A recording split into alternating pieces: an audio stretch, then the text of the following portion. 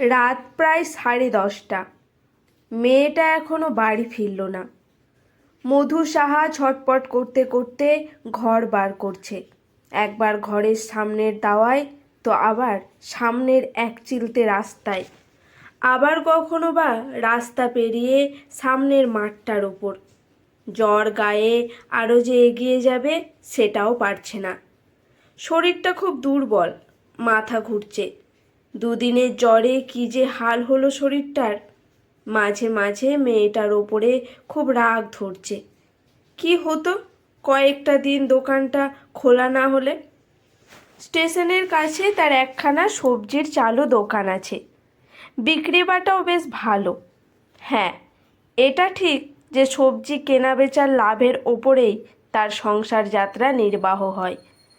ছেলের স্কুলের খরচ, মেয়েটার কলেজ, টিউশন, বইপত্র, খাওয়া পড়া, খুচখাচ অসুখ বিসুখ।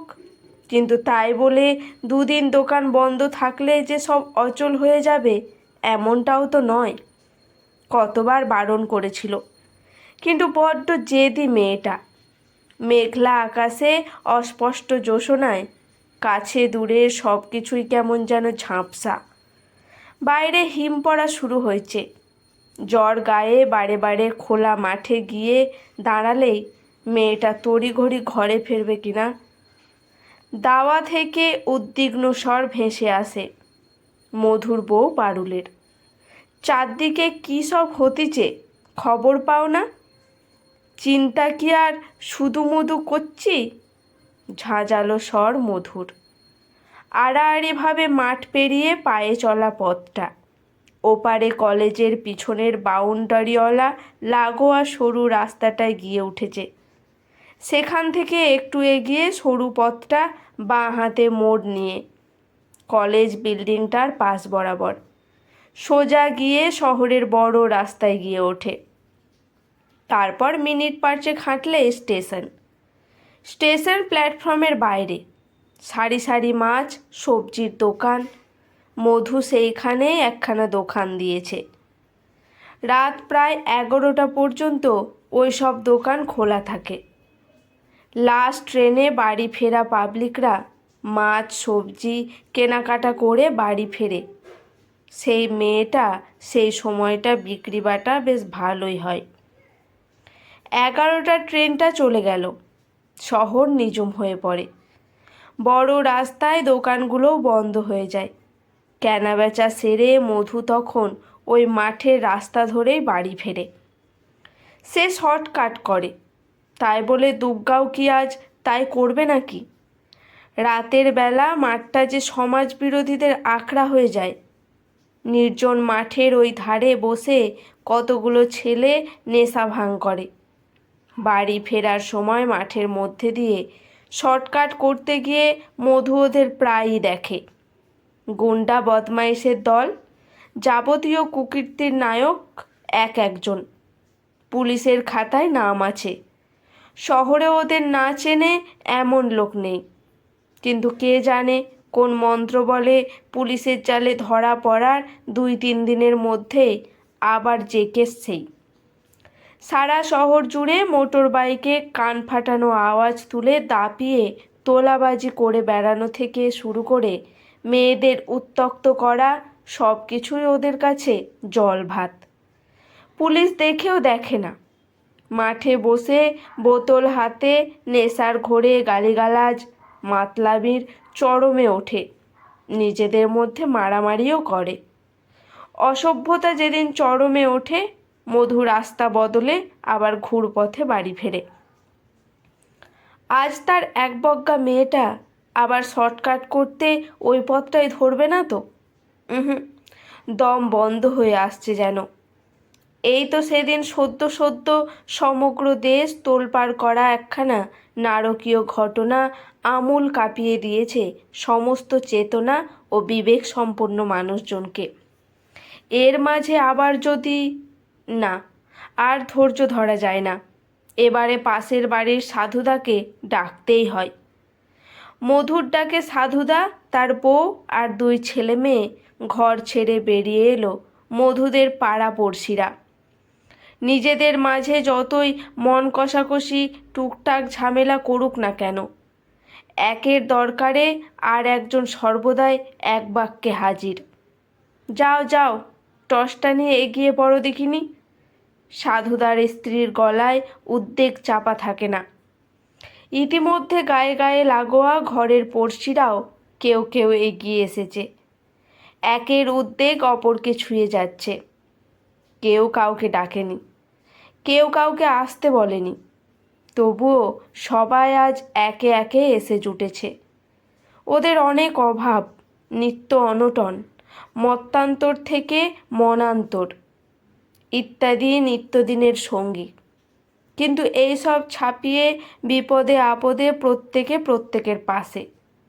এটাই এদের সম্বল এবং সম্পদ। জটলার মানুষজন নিজেদের মধ্যে আলোচনা সেরে নিয়ে একটু এগিয়ে এপাশ ওপাশ খুঁজতে যাওয়ার সিদ্ধান্ত নিল। 2-3 দলে ভাগ হয়ে এগোলো সবাই। কেউ কেউ টর্চ আর মোবাইলের আলো জ্বেলে মেঠো পথ বরাবর পা বাড়িয়েছে। তাই দেখে হাতে একখানা গাছের সরু ডাল নিয়ে রাস্তায় ভবঘুরে পাগলাটাও বুঝে হোক না বুঝে হোক ওদের সঙ্গ নিল। আচমকায় মাঠের ওপার থেকে পুরুষ কণ্ঠে মর্মভেদী আর্তনাদ। হতভম্ব সবাই একেবারে স্থাণুবৎ। নারী কণ্ঠ তো নয়, পুরুষের গলা। ব্যাপারটা খুবই আশ্চর্যজনক। কয়েক মুহূর্তে মাত্র। অন্য কেউ স্তম্ভিত ফিরে পাবার আগেই পাগলাটায় মস্ত হস্তির মতো সামনের দিকে ছুট লাগিয়েছে। হতচকিত বাকিরাও অনুসরণ করতে যাবে। সম্মুখের আবছায়া থেকে আচমকায় যেন ছুটতে ছুটতে এসে আবির্ভূতা হলেন স্বয়ং মা কালী। হাতে রক্তাক্ত বাটির ফলা, পোশাকে রক্তের দাগ। ও কি, ওটা দুর্গা না? দৃশ্যটি নজরে আসতেই পাগলাটা হঠাৎ হাত জোর করে মা মা বলে হাঁটু গেড়ে বসে পড়েছে। বাকিরা হতচকিত। কাছাকাছি এসে দুর্গা চেতনা হারিয়ে একেবারে মাটিতে পড়ে গেল। দুর্গার মাথাটা কোলে নিয়ে পারুল দাওয়ায় বসে আছে। জলের ঝাপটা দিয়ে মেয়ের জ্ঞান ফেরানো হয়েছে। তাদের বাড়ি ঘিরে জটলা বাড়ছে। ব্যাপারটা বুঝতে কয়েকজন পুরুষ মাঠ বরাবর রওনা দিয়েছে। জ্ঞান ফিরতে দুর্গা ধর্মড়িয়ে উঠে বসল। এদিক ওদিক চেয়ে আবার মাকেই আঁকড়ে ধরেছে। প্রশ্নোত্তরের পালা চলতেই থাকে। ধীরে ধীরে জানা গেল দোকান বন্ধ করে বড় রাস্তা ধরেই ফিরছিল দুর্গা। হঠাৎ দেখে রাস্তায় বদমাইশের একটা দল হাঙ্গামা ভাঙচুর চালাচ্ছে। তাই দেখে দুর্গা আবার উল্টো পথে হেঁটে নিজেদের দোকানের কাছে ফিরে আসে। ওদিকে রাত বাড়ছে, তাই খাস কলকাতা শহরের নারকীয় ঘটনার টাটকা ছাপ দুর্গার মনে। এখন কি করে? অসুস্থ বাবাকে ফোন করে ব্যস্ত করতে মন চায় না। অবশেষে পাশের দোকানের মাছওয়ালা দাদু দোকান বন্ধ করছে দেখে তার কাছ থেকে পরের দিনই দোকান খোলার আগেই ফেরত দেবার করারে বড় বঠির ফলাটা চেয়ে নিয়ে এসেছিল। একটু ইতস্তত করলেও অবশেষে দাদু পরিস্থিতির গুরুত্ব বিবেচনা করে সেটি ওর হাতে তুলে দেয়। ভাগ্যিস দুর্গা এবার পথ বদলে শর্টকাট রাস্তাটাই ধরে নিয়েছিল। ভাবতেও পারেনি পালের গোদাটা ইতিমধ্যেই রাস্তা ছেড়ে আরও একদল সাঙ্গপাঙ্গ সহ মাঠে এসে বসেছে। প্রত্যেকের হাতে বোতল। দুর্গার তখন জলে কুমির, ডাঙায় বাঘ। কোন পথে বাড়ি ফিরবে? সন্তর্পণে মাঠের একেবারে অপর প্রান্তের ঝোপঝাড়ের আড়ালে পায়ে চলা পথটা ধরে নিয়েছিল। তবুও ঠিক পালের গোদাটার নজরে পড়ে যায়। বাকিটুকু আর বলার অপেক্ষা রাখে না। তবে দুর্গাও ছেড়ে দেয়নি। হিতাহিত জ্ঞানশূন্য হয়ে কোচর থেকে মাছ কাটা বঠির ফালাটা বের করে বেশ করে কুপিয়ে দিয়েছে হাতের নাগালে যাকে পেয়েছে তাকেই। হতচকিত জনতা। জটলায় গুঞ্জন বাড়ছে। কেউ বুঝি পুলিশে খবর দিয়েছে। মধুর মুখ শুকিয়ে গেছে। এখন কি হবে? তার মেয়েটাকে পুলিশ নির্ঘাত গ্রেপ্তার করে লকআপে ভরবে। মেয়েটার ভবিষ্যৎ যে একেবারে অন্ধকার হয়ে যাবে। সব্বাইকে চরম শত্রু বলে মনে হয়। দুর্বল শরীরে চিন্তার ভার আর বইতে পারছে না। মধু, ও কি এবার জ্ঞান হারিয়ে ফেলবে? হায় ভগবান, এ তুমি কী করলে? ঠিক তখনই সৃষ্টি হলো এক অদ্ভুতপূর্ব আয়োজন। আশেপাশের যত অল্প বয়সী মধ্যবয়সী মেয়েদের দল বটি কাটারি হাতে ভিড় করে এসে দাঁড়িয়েছে পুলিশের কাছে জবানবন্দিতে। প্রত্যেকেই বলছে সেই নাকি কুপিয়ে দিয়েছে বদমাইশের দলকে। এবার পুলিশই খুঁজে নিক আসল অপরাধীকে, ঠিক করে নিক কাকে ধরতে চায়।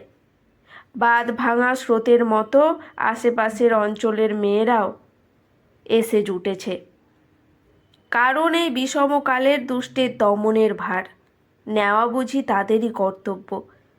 জমায়েত দীর্ঘ থেকে দীর্ঘতর হয়েই চলেছে। ক্রমশ সেটা বুঝি জনসমুদ্রের আকার ধারণ করবে। তবে তাই হোক, ভাসিয়ে নিয়ে যাক সব জঞ্জাল। আজকের গল্পটি এখানেই সমাপ্ত। লেখায় সুমিতা দাশগুপ্ত। গল্পটি কেমন লাগলো অবশ্যই কমেন্ট করে জানাবেন। ভালো লাগলে পাশে থাকবেন।